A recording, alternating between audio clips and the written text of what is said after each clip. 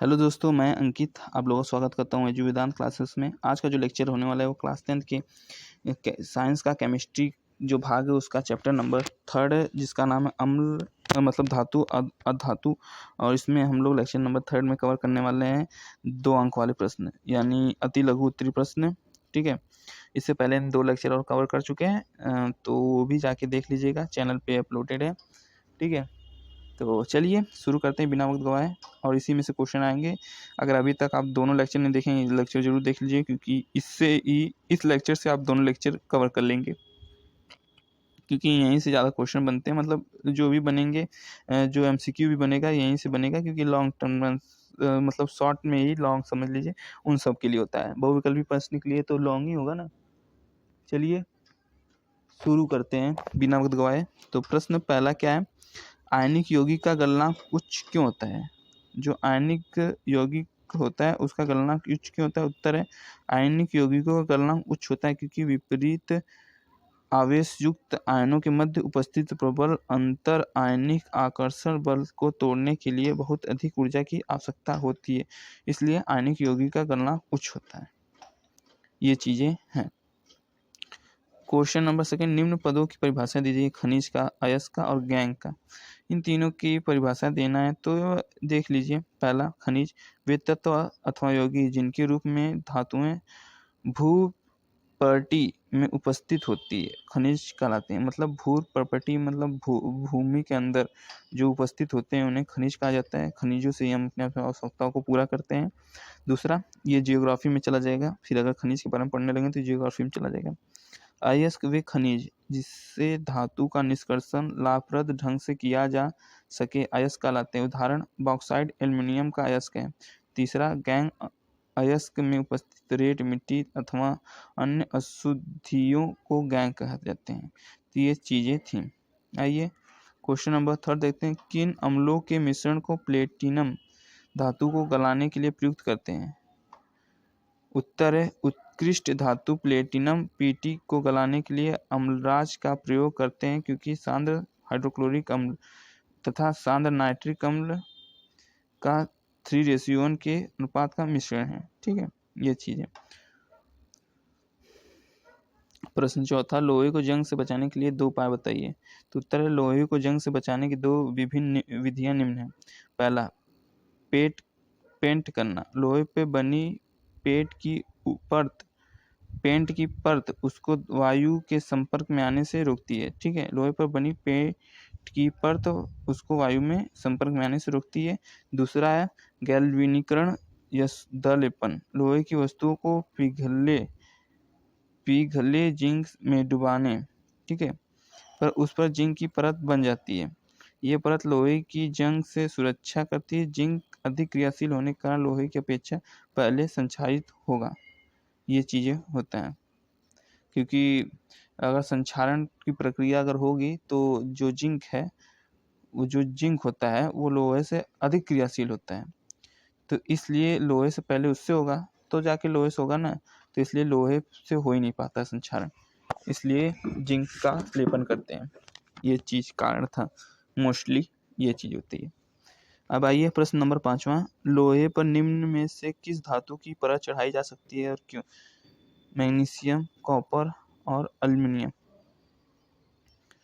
तो आइए जानते हैं। उत्तर है, विद्युत रासायनिक श्रेणी में ऊपर से नीचे जाने पर क्रियाशीलता घटती जाती है, अतः लोहे पर इससे कम क्रियाशील धातु की परत आसानी से चढ़ाई जा सकती है। चूंकि कॉपर तथा एल्युमिनियम लोहे से कम क्रियाशील है, अतः लोहे की को Cu2+ Ag धनायनों के विलयन में डालने पर इस पर Cu या Ag की परत चढ़ जाती है। यदि Fe को अधिक क्रियाशील धातु जैसे मैग्नीशियम के विलयन में डाला जाता है तो इस पर कोई परत नहीं चढ़ती है।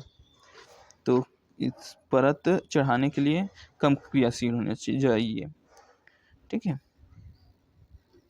क्वेश्चन नंबर 6 देखिए, आपने तांबे के मलिन बर्तन को नींबू या इमली के रस से साफ करते अवश्य देखा होगा। मतलब कि कई लोग होते हैं जो इमली या फिर नींबू के बर्तनों पानियों से या फिर उनके जो रस होते हैं उससे साफ करते हैं। ये खट्टे पदार्थ बर्तन को साफ करने में क्यों प्रभावी हैं? तो उत्तर है वायु में उपस्थित कार्बन डाइऑक्साइड O2 पर व नमी से अभिक्रिया के कारण तांबे की सतह पर एक हरे रंग की परत बन जाती है तथा तांबा अपनी चमक खो देता है, जैसे कि कॉपर, वाटर, कार्बन डाइऑक्साइड और जल रिएक्ट करके CO3 Cu हाइड्रोक्साइड क्षारीय कॉपर कार्बोनेट हरा रंग बनाते हैं। ठीक है, ये चीज़ें हैं। ये परत जल में अविलय होती है, अतः स्वच्छ जल से धोने पर यह अलग नहीं हो पाती। नींबू या इमली के रस में उपस्थित अम्ल क्षारीय कॉपर कार्बोनेट की परत से अभिक्रिया करके घुलनशील लवण बना देते हैं, जिन्हें जल से धोकर अलग कर दिया जाता है। इससे तांबे की सतह पुनः चमकीली हो जाती है, इसलिए साफ किया जाता है, क्योंकि अम्ल और जो होते हैं क्षार रिएक्ट करके लवण बनाते हैं, जो कि ये जो लवण बनता है वो ऐसा होता है ना कि साफ हो जाता है। आइए 7वां क्वेश्चन देखते हैं। 7वां क्वेश्चन क्या है, ये स्क्रॉल डाउन।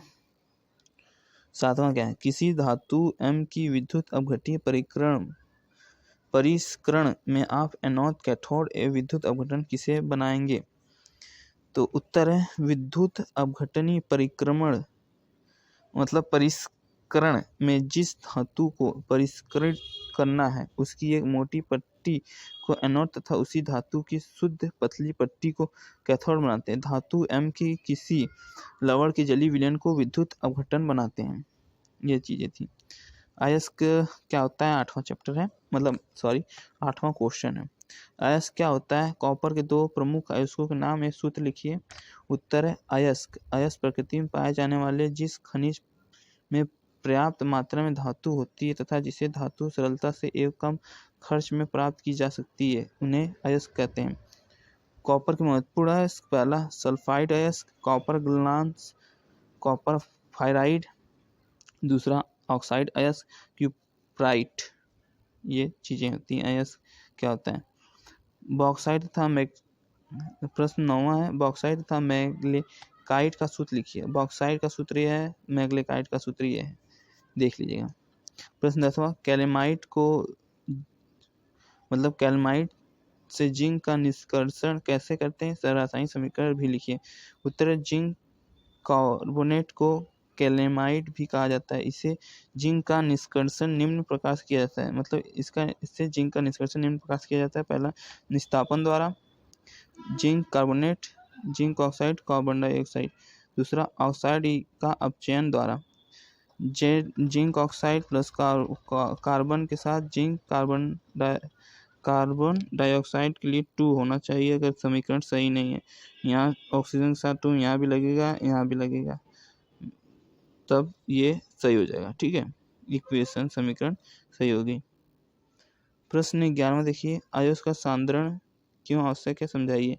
दूसरा सल्फाइड अयस्क के सांद्रण में प्रयुक्त विधियों का नाम बताइए।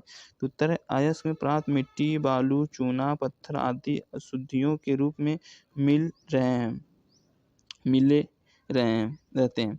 मतलब वो जो होते हैं अयस्क जो है वो मिट्टी, बालू, चूना, पत्थर आदि में अशुद्धि के रूप में मिले रहते हैं। ये अशुद्धियाँ अधात्री या मैट्रिक्स कहलाती हैं। अयस्क से अधात्री को पृथक करने का प्रक्रम सांद्रण कहलाता है। अयस्क का सांद्रण करने पर अयस्क में धातु की प्रतिशतता बढ़ जाती है तथा धातु का निष्कर्षण सुविधाजनक रूप से किया जा सकता है।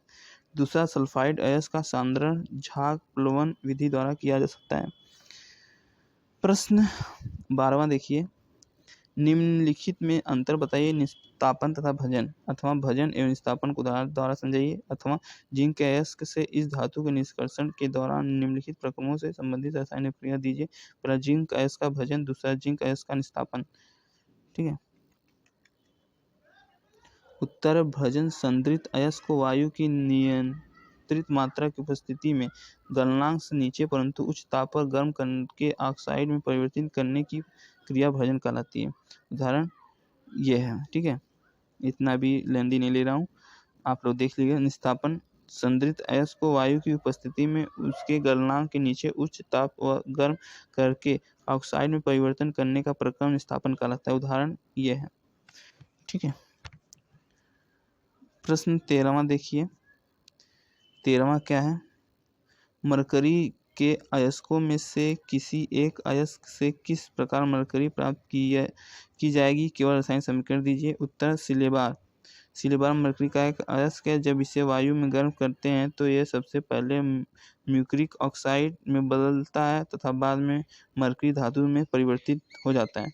ये एग्जाम्पल इसका, ठीक है, ये एग्जाम्पल है। अब क्वेश्चन नंबर 14 पे चलते हैं। क्वेश्चन नंबर 14 प्रश्न संख्या 14 देखते हैं। 14 क्या कहता है, ठीक है, 14 देख लेते हैं। कॉपर ग्लास अयस्क से किस प्रकार तांबा विगलित किया जाता है अथवा कॉपर के एक अयस्क का नाम तथा सूत्र लिखिए। उत्तर है कॉपर ग्लास। जब इसे वायु में गर्म करते हैं तो आंशिक रूप से ऑक्सीकृत हो जाता है तथा ऑक्सीकृत उत्पाद शेष कॉपर ग्लास से क्रिया करके कॉपर धातु देते हैं, ठीक है। ये है कॉपर का अयस्क क्यूप्राइट का तथा सूत्र Cu2O है। प्रश्न 15वां देखिए। ऐसी कौन सी धातुएं हैं जिन पर सरलता से जंग नहीं लगता? कारण सहित लिखिए। अथवा कौन सी धातुएं आसानी से संक्षारित नहीं होती हैं?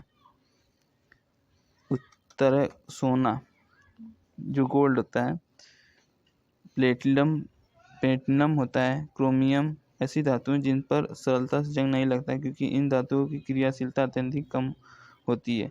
जितनी कम क्रियाशीलता होगी उस पर जंग लगने के चांसेस भी उतने ही कम होंगे, ठीक है। और जितनी अधिक क्रियाशील तत्व होंगे उससे जंग क्या वो रिएक्ट कर जाएंगी, ठीक है। कई तो इसी तरह रखने पे ही जलने लगती हैं। ऐसी धातुएं कि आप बाहर उसको उठा कर रख देंगे तो वो जल जाएगी पल भर में, थोड़ा समय लगेगा उसको। प्रश्न 16 देखिए। गर्म जल का टैंक बनाने में तांबे का प्रयोग होता है परंतु इस्पात लोहे की मिश्र धातुओं का नहीं, इसका कारण बताइए। उत्तर गर्म जल का टैंक बनाने में तांबे का प्रयोग होता है परंतु इस्पात का नहीं, इसका कारण निम्न है। पहला, कॉपर लोहे की अपेक्षा ऊष्मा का अच्छा सुचालक है। दूसरा, कॉपर उबलते गर्म जल से अभिक्रिया नहीं करता परंतु स्टील में उपस्थित लोहा जल वाष्प से अभिक्रिया करता है। तीसरा, कॉपर का गलनांक इस्पात जो स्टील की अपेक्षा अधिक है। आइए आगे देखते हैं। आगे तो लेक्चर नंबर 4 में कवर करेंगे क्योंकि 4 अंक वाले प्रश्न हैं। हर लेक्चर में अलग अलग क्वेश्चन सब कवर करते हैं। तो अब नेक्स्ट लेक्चर होगा उसमें 4 अंक वाले प्रश्न होंगे और वो 4 अंक वाले प्रश्न जो होंगे वो आखिरी होंगे, ठीक है, आखिरी लेक्चर होगा। चलिए मिलते हैं अब नेक्स्ट लेक्चर में। तब तक के लिए टाटा बाय बाय। इस लेक्चर में जितने भी क्वेश्चन दिए हैं, जितने भी आंसर दिए हैं, सब बोर्ड में से ही उठा के दिए गए हैं, तो ठीक है। चलिए मिलते हैं नेक्स्ट लेक्चर में।